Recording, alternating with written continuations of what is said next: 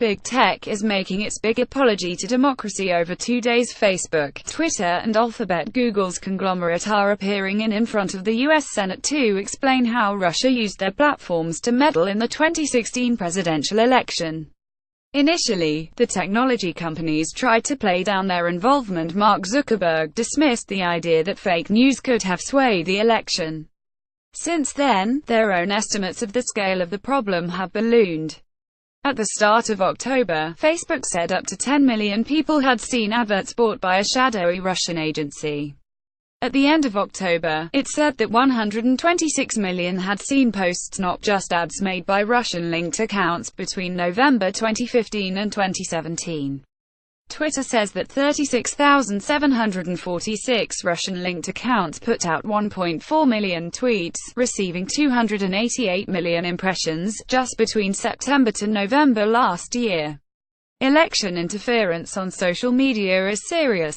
Greater transparency around political advertising and posts is needed. Governments should pass laws compelling this. This doesn't mean censoring posts, even if they're outrageous. The Electoral Commission says political campaign material in the UK is not regulated, and it is a matter for voters to decide on the basis of such material whether they consider it accurate or not. Political TV adverts are actually banned. Instead, parties are allocated party political broadcasts, again, for the sake of transparency. Even if the foreign power gives it a nudge, that level of stupidity is on us. Tom Cheshire: the same applies, and that's a good thing. Voters should be allowed to make up their own minds because we rather like free speech and fair elections. Neither the Electoral Commission nor Facebook should make it up for them by censoring material.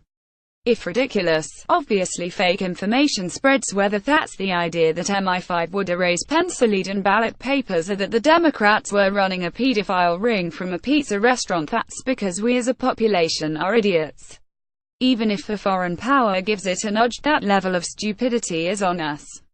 What's more insidious and more opaque is who is delivering a message and how. Anyone, anywhere can start a Facebook advertising campaign.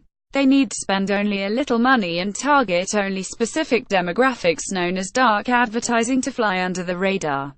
This is what governments should be legislating against, and what technology giants should be helping with.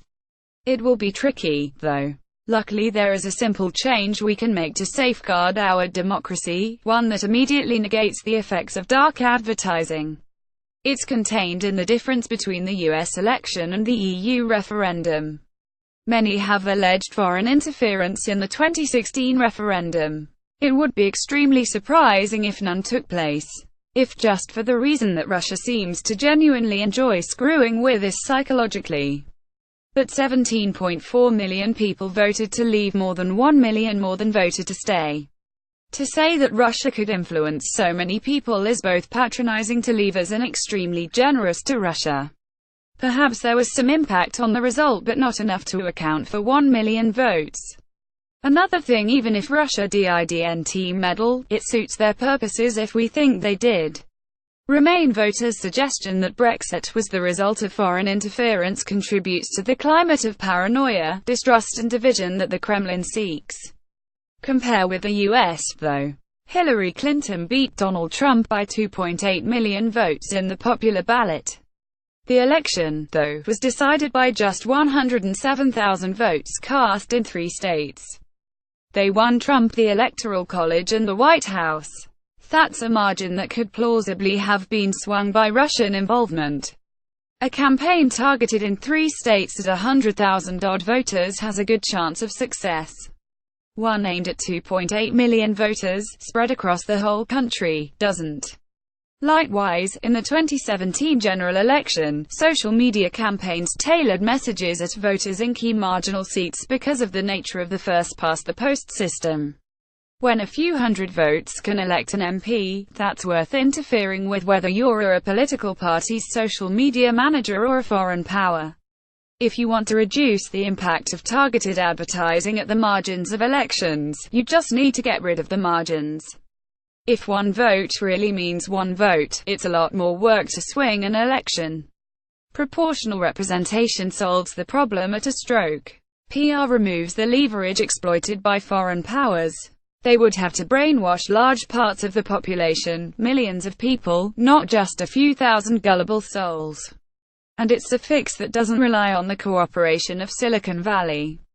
It would be rather a big change. But we've always updated our democratic processes to preserve their integrity. The Reform Act did away with rotten boroughs and introduced the electoral register. In 1872, the Ballot Act required elections to be held by secret ballot to prevent employers and landowners influencing their employees and tenants. If we judge that democracy is fundamentally threatened in the information age, we should consider fundamentally reshaping it.